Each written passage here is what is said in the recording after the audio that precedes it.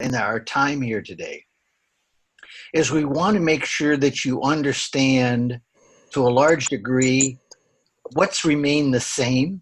It was working for many years, and we anticipate it working going forward. And what tweaks can we add? There's a couple of folks that are not yet on mute. If you can just mute, just to try to minimize the amount of background noise for Grant, and I'd appreciate it. So what's different? What is it that we're looking at in terms of this overall? The basic foundation is exactly the way you remember it. The vision is exactly the way it's being used currently.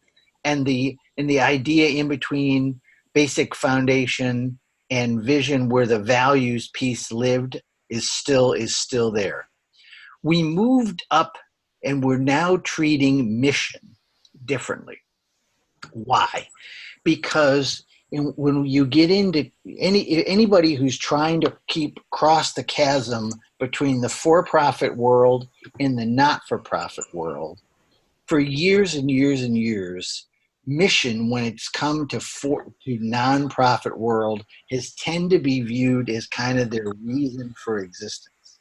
And every time we would try to use the existing materials with somebody that already had a vision and a mission, it turned into more of a lengthy discussion, like why were we trying to get them to change something that had been around for 100 years since they were founded discussion, which was never our intent.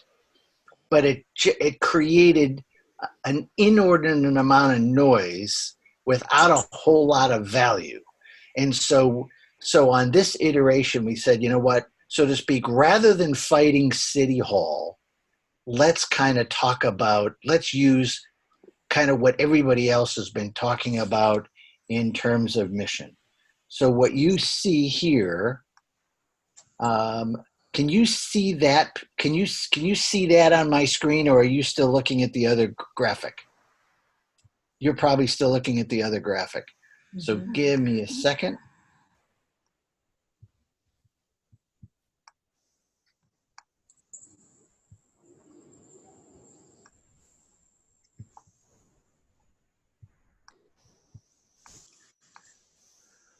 So what you have here is a definition of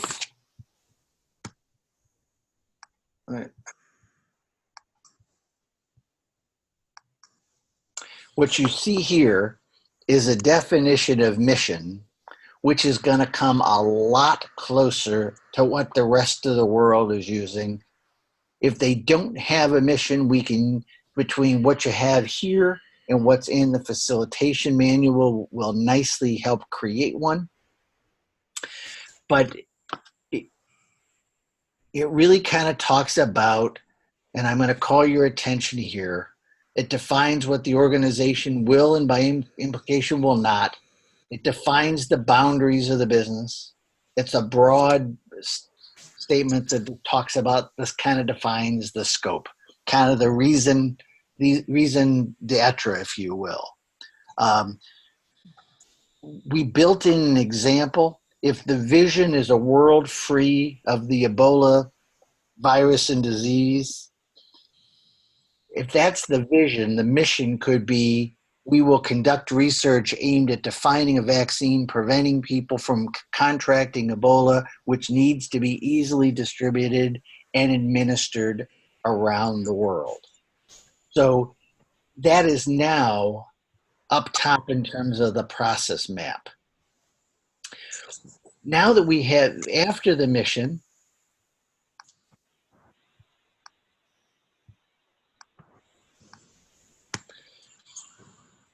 the internal and external assessments haven't changed at all. They're exactly the way they've been laid out to be. The critical success factors this time is different. And I want to spend a couple of minutes kind of talking about why they're different and why we chose to put them where we put them in the process. The background of critical success factors was really quite intense. It really described what are those things that have to be in place for for the initiative or that organization to continue to exist. And while in our last treatment we got close to that, the original intent was these should really be thought very specifically in terms of in terms of what marketplace are we trying to do business in, and what industry are we operating in, and those things should all be taken into serious consideration when it comes time to this for the critical success factors. So, for example, a critical success factor for a new startup may be ensure adequate cash flow, because without adequate cash flow, they could go out of business in the next year. Something tells me that Procter and Gamble at this point is probably not suffering from inadequate cash flow. So while you're going to see some generic examples, both in the text as well as in the facilitation manual, they really are geared to the industry and to the markets and to where that the firm or the organization is that you're working in, kind of in their kind of where are they in terms of kind of their growth path. So somebody who's a technology company maintaining state-of-the-art technology may be something that's incredibly important. Somebody's not yet on mute. I'm still hearing a whole lot of stuff rustling in the background. The as opposed to somebody that's a kind of a manufacturing that's well established with well-established markets, it may not be anywhere near as critical that they have cutting edge technology. As long as they're staying somewhat current, that may be all that's necessary for that. So this really is where some of those critical thinking pieces take place. What I want to go to now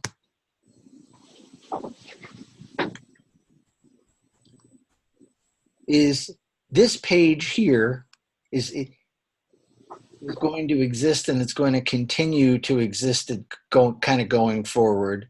This is where we kind of established, and this did not change a whole lot, but it changed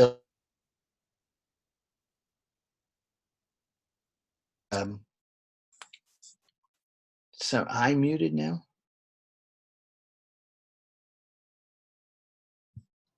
No, you're good, Doug. Okay. Really trying to make it specific to that or organization. There was one piece that we've added that you're only going to find in the implementation manual. And this is the crosswalk, or a new piece, if you will, between the critical success factors and processes. Why is this in here? And it has nothing to do with driving your customers crazy.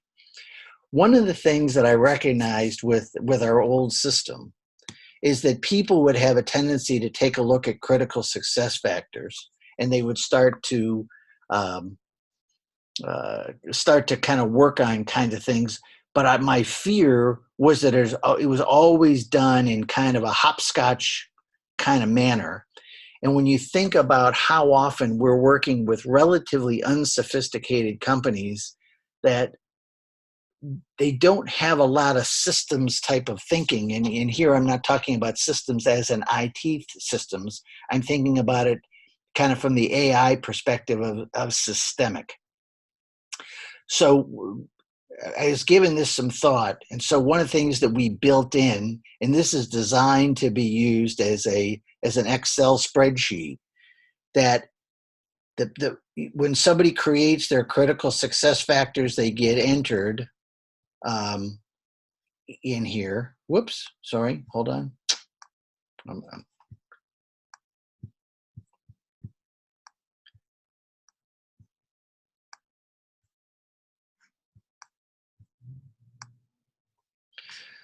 let me back up. So this was the sheet that was designed to be, this is in your implementation manual. Right now it's in there as a PDF, but it's designed to be so that as an Excel spreadsheet. So as you enter the CFSs up here, they will automatically populate through the rest of this diagram so that you don't have to write them multiple times. When you take a look at, and I'm going to scroll through this somewhat slowly so that you can get caught up with it. Taking a look over here in column A is really the only thing that you're going to have to continue to pay attention to as I scroll down. What are those kinds of things that we want to talk about when we're thinking about branding and marketing and kind of market sensing, really kind of staying in touch with, in tune with where the market's going?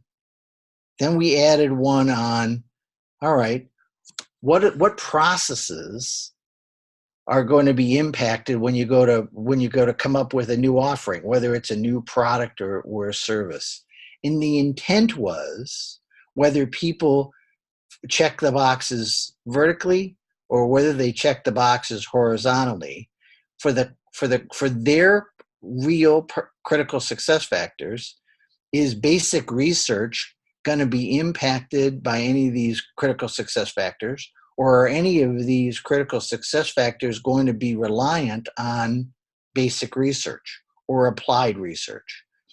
It's really designed to be able to have people kind of put something in a box so that they can see which things are going to potentially get in the way of their processes or their ability to execute their upcoming plan. So that's kind of the new offering. Revenue generating and relationship management, marketing activities, all kind of related business development pieces. How they're offering their services. How do they engage and deepen relationships, whether it's customers or grantors in the case of not-for-profit. All the accounting and internal controls piece. And again, I went outside of our network in some cases to find out people who are really doing this stuff for a living. What are the processes that they describe and kind of what constitutes success for them? So you'll see that level of detail. Then when we went out into information and information management and technologies, everything from communications, meaning phone systems and everything else, and all those architecture kinds of things, infrastructure backbone and all the hardware software interfaces on that, business continuity and all the disaster recovery kinds of pieces, up to and including supply chain and partnering. If they're developing hardware and software for their own internal use, or if they're using it to generate revenue, as some organizations are, what are the considerations there? For organizations that are either in the manufacturing or the assembly business, everything from supply chain all the way through to warehouse and distribution. HR processes, including everything from job design and onboarding to exit interviews, wholesale operations, retail operations, physical plant, whether it's, if somebody's looking to move or expand their building or realign or consolidate. So all of those kinds of things are in there. Again, most of these are not going to necessarily tie to everybody's critical success factors, but what we wanted to get them a chance to do is kind of take an objective look of, in order for them to execute their plan, what kinds of things are going to actually be touched.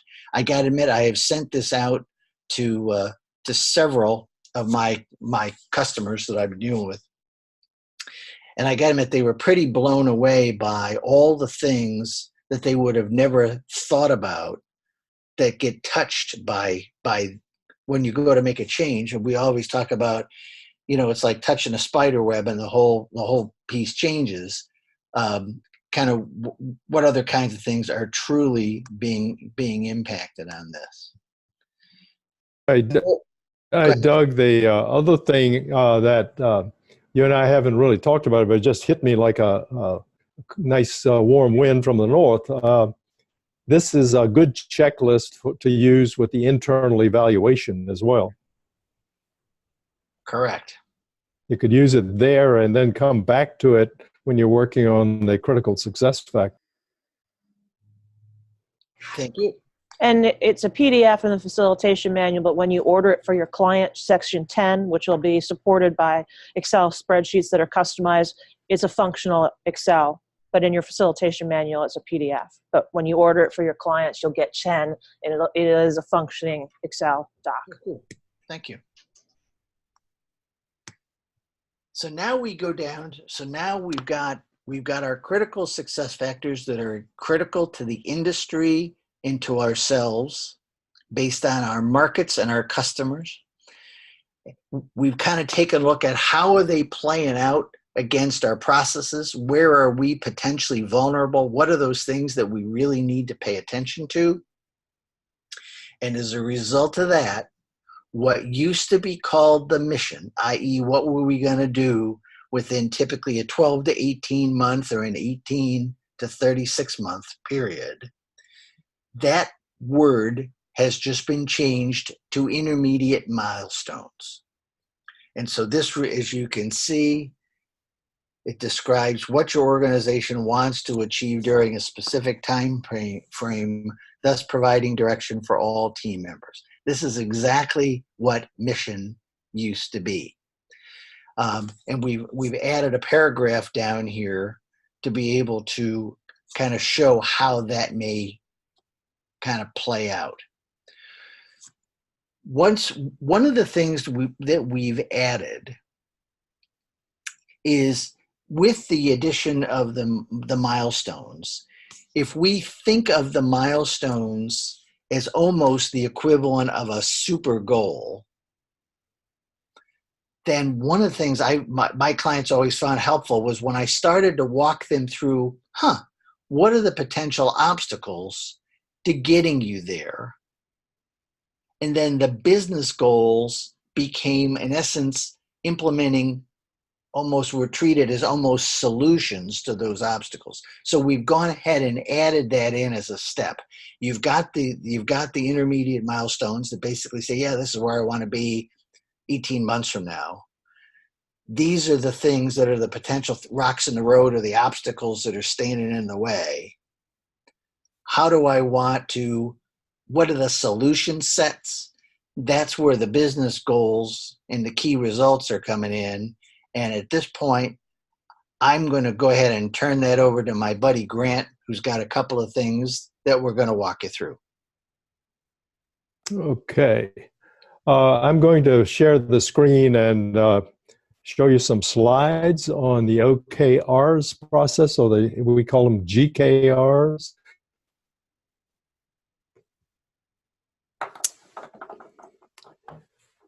But can you guys see this?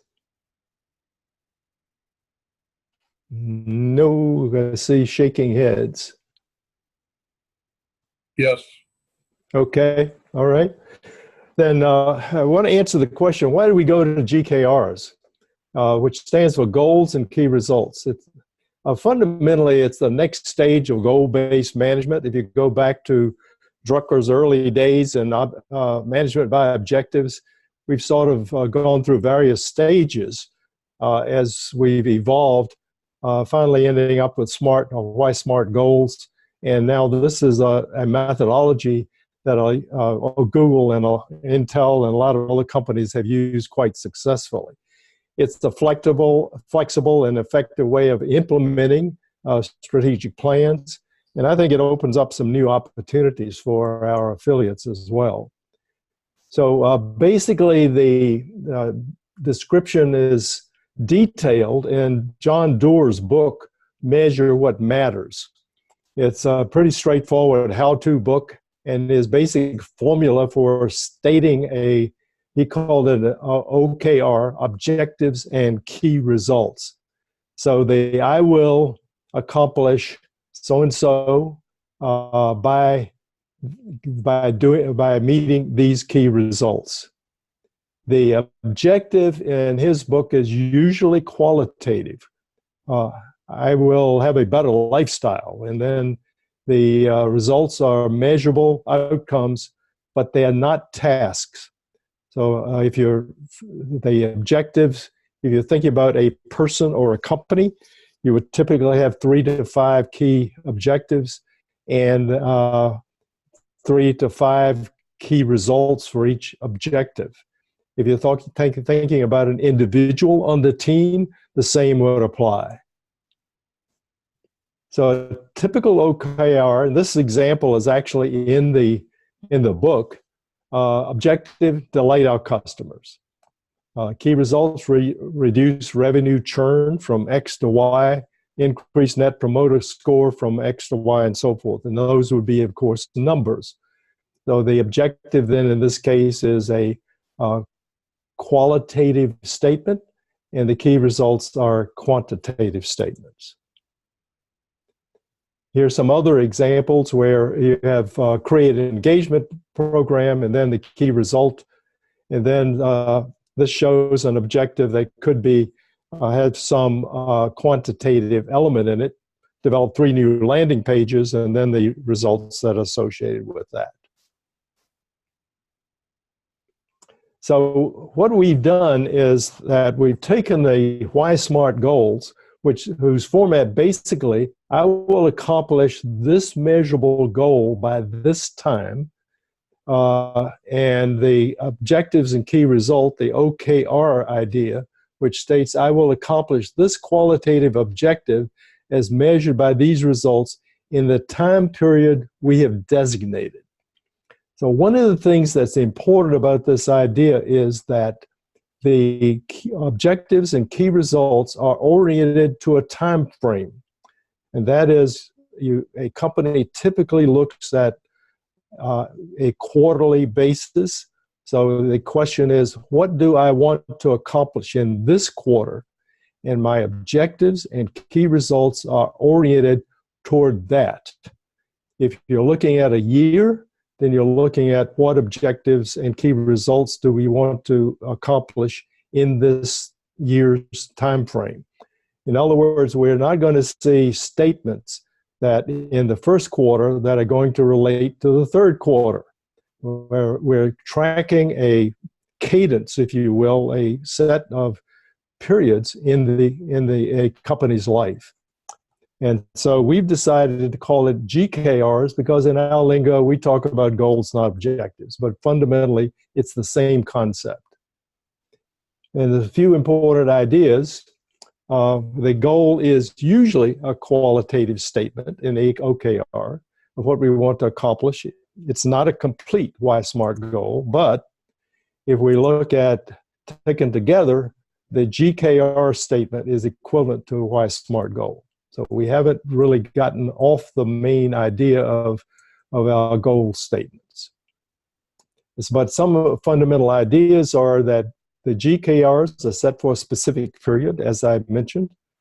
Everyone's GKRs are visible to all in most of the applications of the companies I've looked at, which is to say that when you have a team of people, everyone knows what every person is working on. And typically, when you're setting the goals for the organization and for that period of time, then everybody, there's a process, everybody goes through to set their goals and they make them known to everybody else.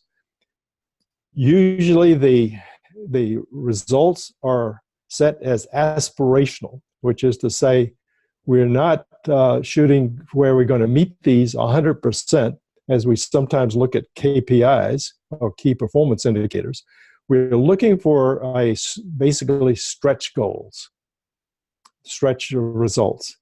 And the GKRs generally are not used for performance measurement. It's only one element of someone's total performance measurement, a subject for another time probably.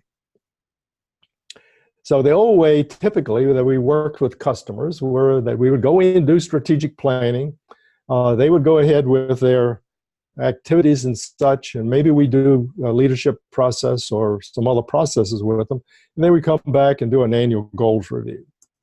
What this GKR concept opens up an opportunity for us to look at strategic planning as an ongoing activity with quarterly reviews, which is to say we could look at selling our approach for, let's say, a year's period of time, where we go in and work with the customer every quarter to see what their measurements are, help them to set their quarterly GKRs, and move to the next stage. Setting the rhythm, it becomes really important. An organization's management system must adapt to the dynamics of the business environment. So if you have a really stable business where every year they produce the same thing in a big steel company producing 10,000 tons a year or something, maybe that's not big, and they just want to increase next year and not much changes during the year, then fine, you can go back and have longer measurement periods. But if you have a business that is in a very dynamic, changing environment, then you have to set a more frequent management system where you have an increased cadence of the measurement meetings. And so here are a couple of examples.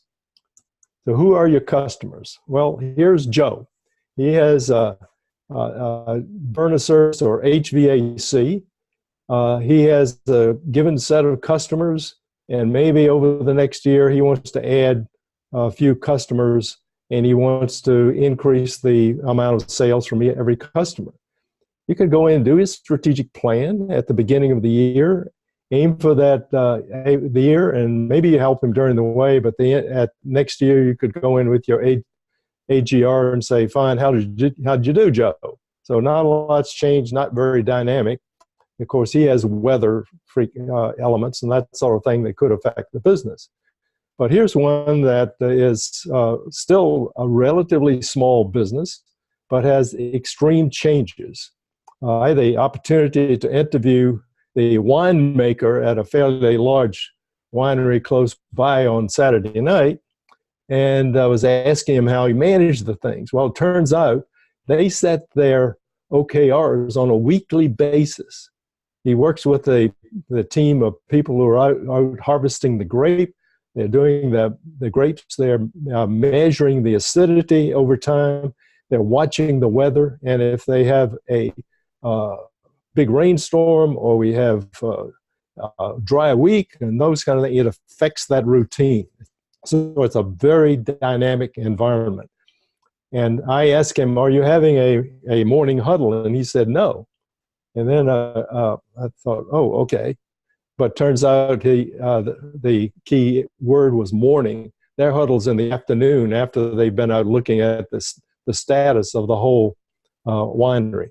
But here's a case where if you're designing the management system and the strategy for this organization, then if you're looking at the goals and key results for the year, you could say, well, we want to grow this much, we want to sell this many barrels of wine and so forth, but from the standpoint of managing the details of the quality and the acidity and such, then you have to have a more frequent measurement system.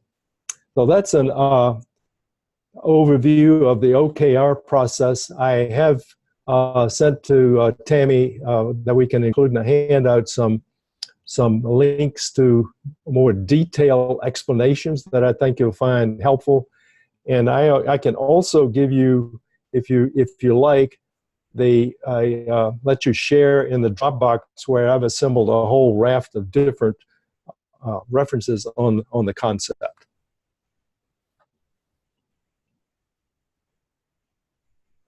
So now I think we're ready for questions.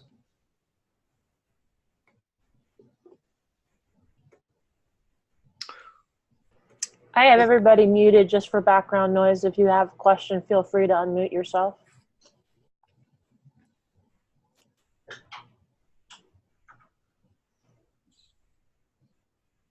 Anybody have any questions for Doug and Grant Or comments? or comments? This group is never this quiet, so. Yeah, hey, Tammy. Yep. Yeah, Bob? and team. So this new process impacts which of the different processes? Is it just strategic planning, or is it entrepreneurial ELST, or is it just the? Actually, you can still get ELST or ESP if that's your choice, but our mission was to merge the two into one complete process. Okay. Mhm. And one of the things that we also were very careful of, and there's disclaimers in a number of places, is help the client realize that they can denote and pick their own time frame. You know, if they want to look at a year, like Sure. Grant's example. So there's a lot of comments, even in the workbook, as it relates to time frame, and also comments to kind of pull back on that whole thing. Wow, do I have to answer every one of these questions or do every exercise for my business? In some cases, the answer may be yes, but we wanted to be really clear and have a bunch of disclaimers throughout the workbook that if something is not appropriate or meaningful to your business, skip it. Mm-hmm. Thank you. You're welcome.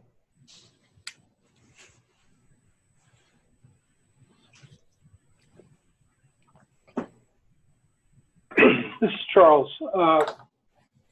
One of the questions I have, I looked at the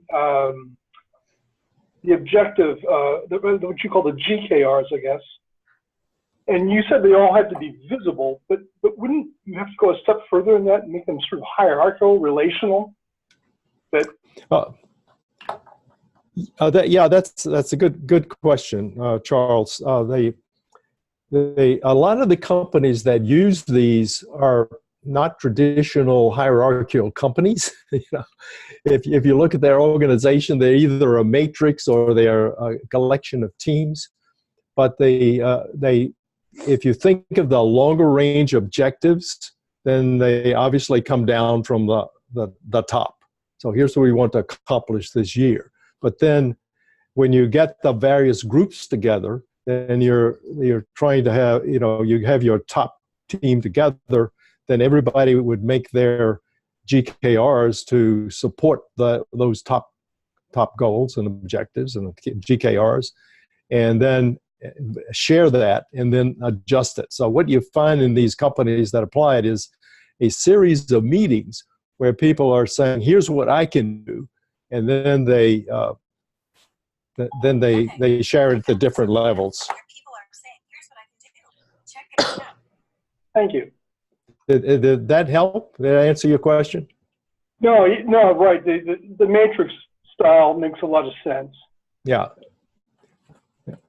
And so the other thing, of course, at the team level, this process works exceedingly well, and then the teams then work together. I work with a biotechnology company that went into this process last year, and the teams were reporting to the top management, and then the team started saying, well, wait a minute, I need to know what every other team is doing. So then they put together basically an all company meeting where everybody presented their goals.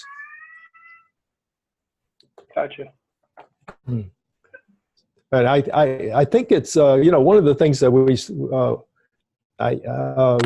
talked about a lot is how do we tune these processes to the individual customers, and I think that becomes a really important front end for all of us, as particularly in the case where we see evolution of styles and a lot of dynamics in the business environment out there. You had a number of resources on a slide you sort of flashed by. Can that be made available in a format? Absolutely. Tammy has that sheet already with those links on it that we can distribute. And you may have missed it when I said it, but if you send me your email, I can actually give you access to a Dropbox where I've included many, many more references. I can, yeah. I can tell you that if you search on OKRs, you'll find mountains of stuff. What I can do for you, however, is that since I've been through that mountain, I can lead you to a few things that I think can be more productive than that's doing a general search. It gives a whole new meaning to the promised land, Grant. Yeah, yeah. The other thing I think is important like this, I think I'd love for us to have the opportunity as you try these concepts and you use this process to continue this process of discussing our experiences, because that becomes really important, as we all know.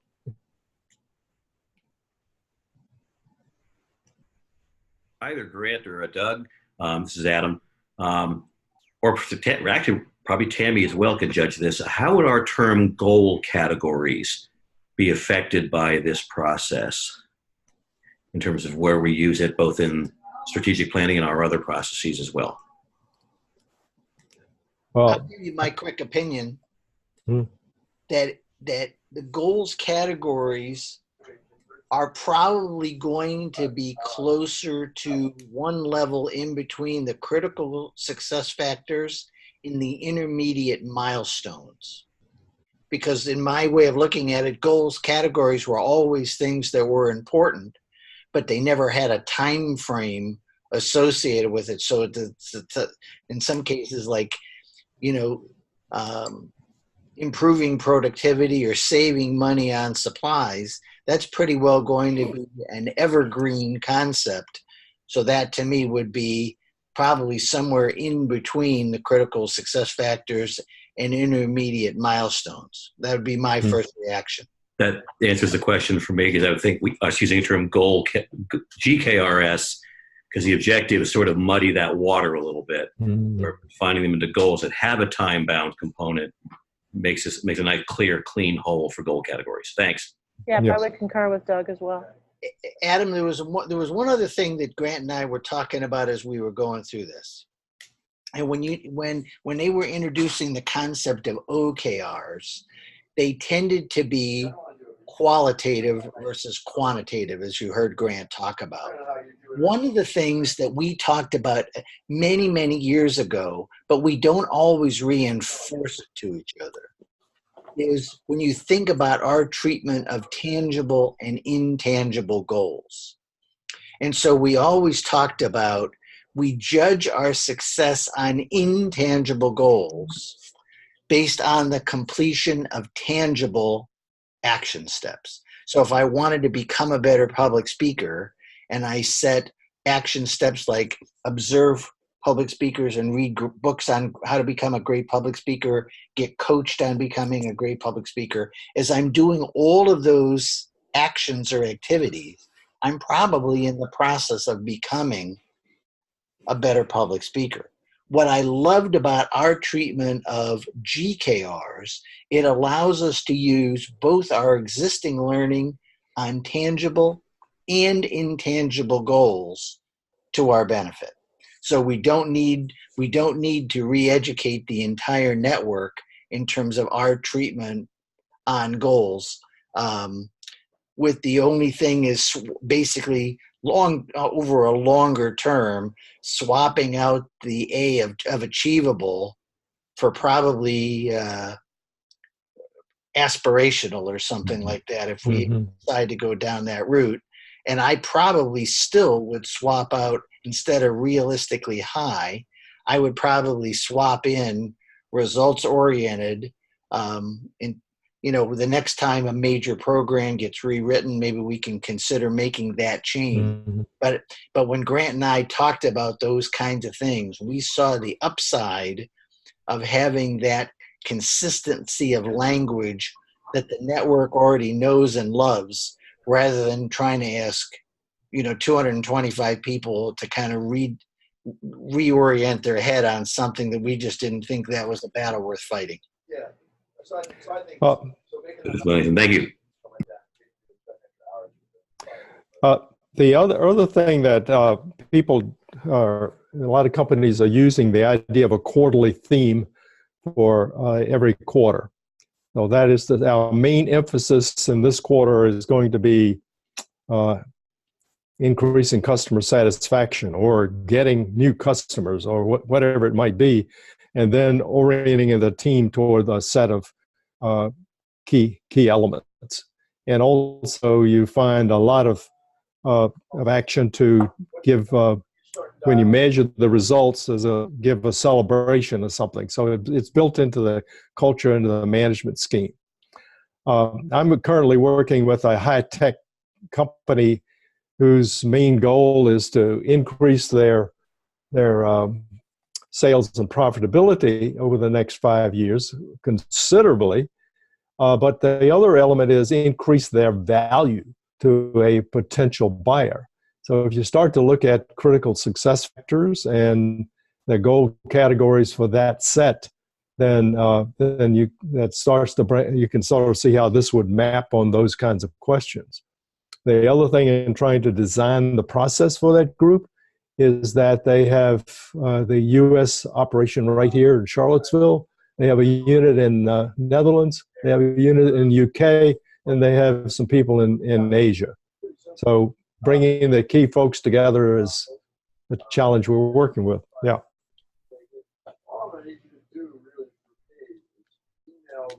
Just a comment about the goal categories. My reaction to what I've heard today, and this is the first time I've heard it, I don't see this being a replacement to ELST, only because a lot of really small businesses, if it's their first business plan or they're early in the business plan, they don't have process. The idea of a critical success factor is a very difficult concept. And I could see them going through ELST and getting them kind of warmed up to it. And this is kind of a year 2, year 3 type process. Just my reaction. I think this is not that well, Charles, let me just let's talk about that issue for a minute, because I had just the opposite experience with two guys that showed up, two medical doctors showed up on my doorstep a couple of weeks ago, and they are in the midst of building a company.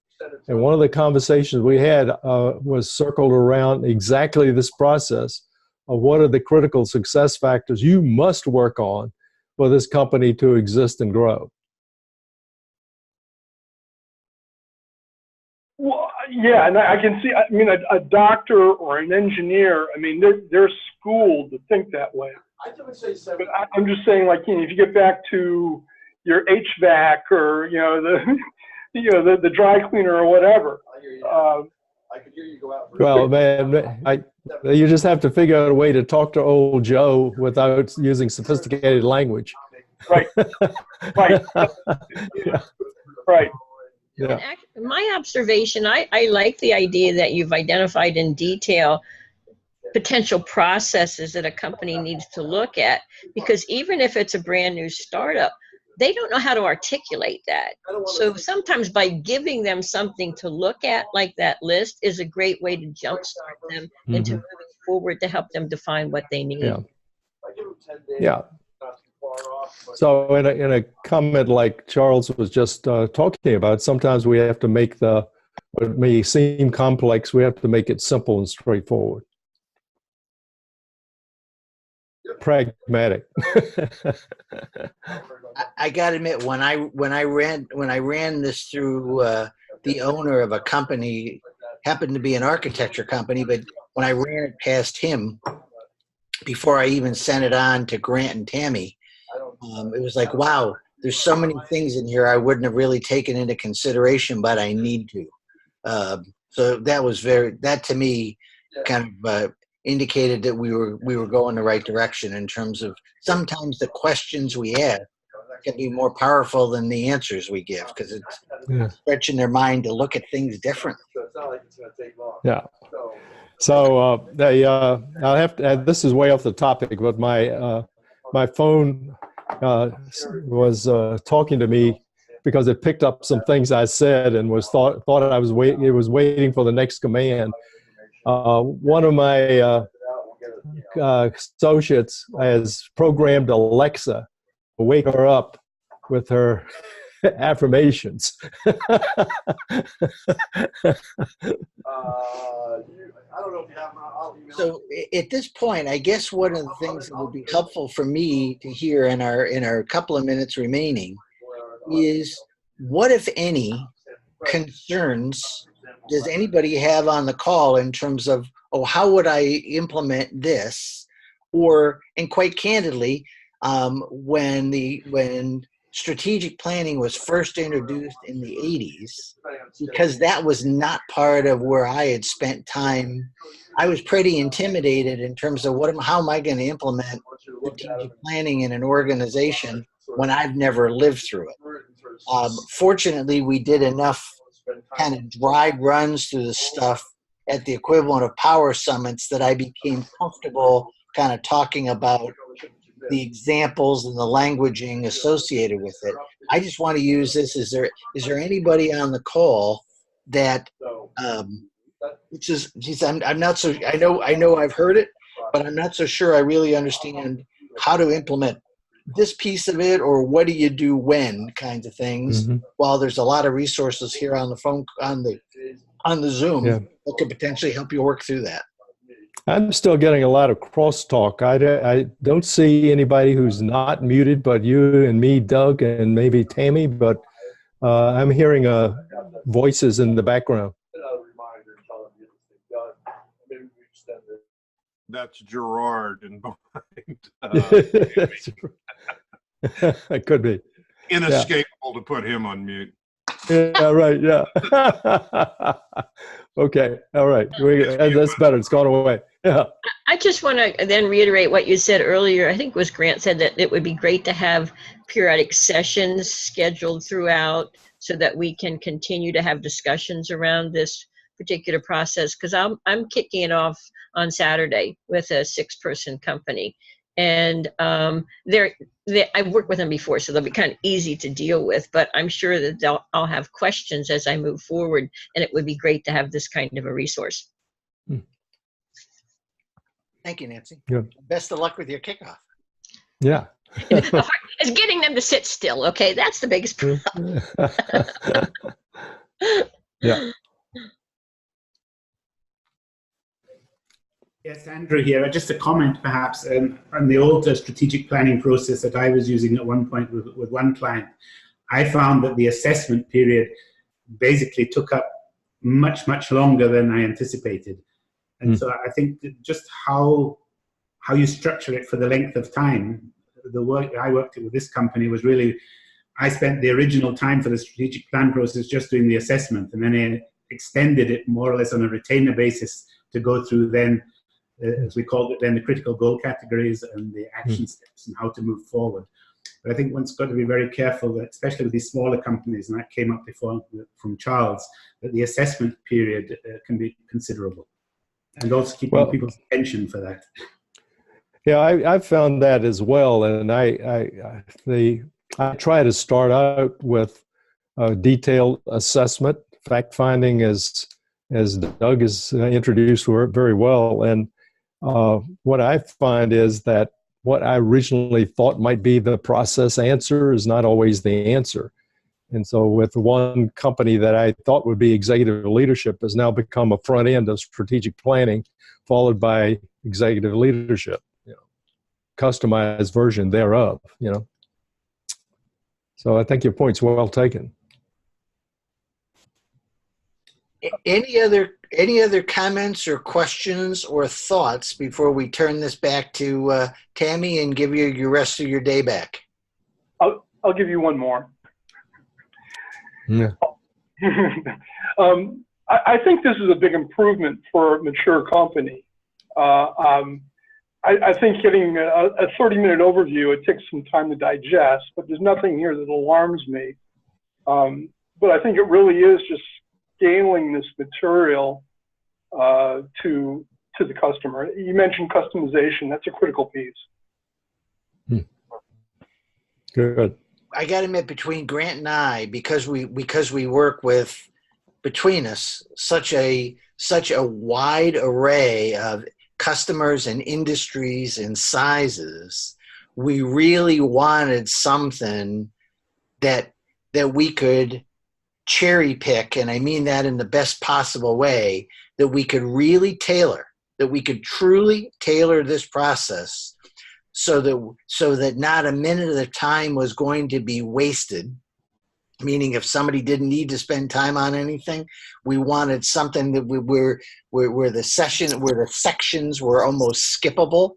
So that we were that the whole goal on this process, and I'm going to choose my words with you guys really carefully, was really to create insight for our customers and our clients so that they could be running their businesses more effectively. It's never been about filling out the book. The only reason I ever ask anybody to fill out any of the questions is because I want them to get insight out of going through and having to answer those questions. So I think between Grant and I, we tried to be really true to that process in terms of trying to add things that would add value, but also making it easier to go, this is not relating to my customer, and therefore we're not going to talk about it at all. Mm-hmm. It's got to be relevant, though. And when all the dust settles, it's got to be relevant. It has got to be relevant. Yep. That's a big part of why we put some of the disclaimers, for lack of a better word, throughout the workbook. Don't let this overwhelm the client. If it doesn't fit, skip it. Any final thoughts or questions or comments? Well, I really appreciate everybody's participation today. I hope it was helpful. Again, thank you, Grant and Doug, for contributing your thoughts and ideas. And we'll schedule, some follow-ups of these so we can share strategic planning experiences. We can use the Learning Lab format to do that. All right? Yeah, thanks, everybody. Enjoy the rest of your day. Yeah. Thanks. Bye.